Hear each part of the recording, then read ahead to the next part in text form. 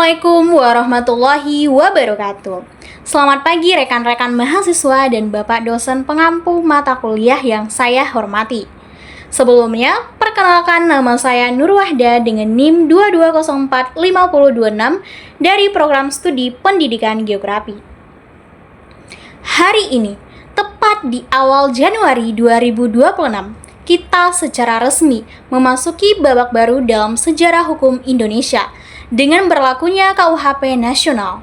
Namun, di balik semangat lepas dari warisan kolonial, ada data yang harus kita renungkan.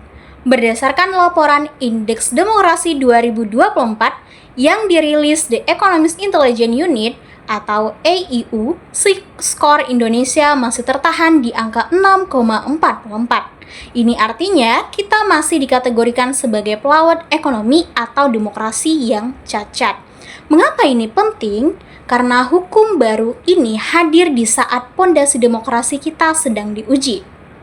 Mari kita lihat realitanya. Sepanjang tahun 2025, lembaga seperti Sapanet mencatat adanya lonjakan serangan digital dan pelanggaran hak berekspresi. Hanya dalam 1 triwulan di pertengahan 2025, tercatat lebih dari 160 kasus serangan digital yang menyasar aktivis dan jurnalis. Di sisi lain, tantangan informasi kita juga semakin berat. Data Kominfo menunjukkan bahwa sepanjang 2025, terdapat rata-rata 120 hingga 150 isu hoaks baru setiap bulannya. Kombinasi antara KUHP baru yang memiliki pasal-pasal multitafsir seperti penghinaan lembaga negara dengan tingginya angka hoaks tersebut bisa menciptakan resiko yang lebih besar. Ada kekhawatiran bahwa kritik yang valid dari mahasiswa bisa dengan mudah dicap sebagai hoaks atau penghinaan.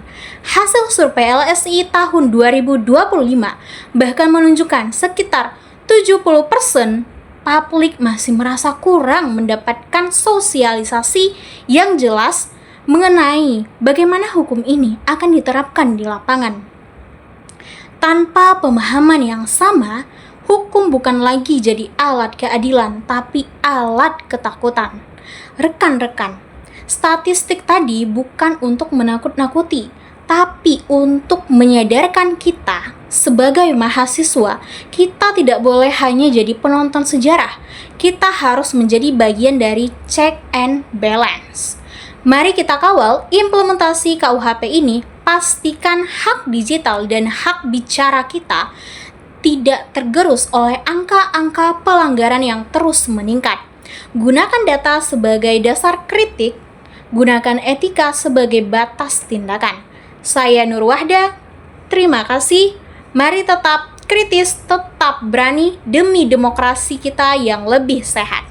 Saya akhiri, wassalamualaikum warahmatullahi wabarakatuh.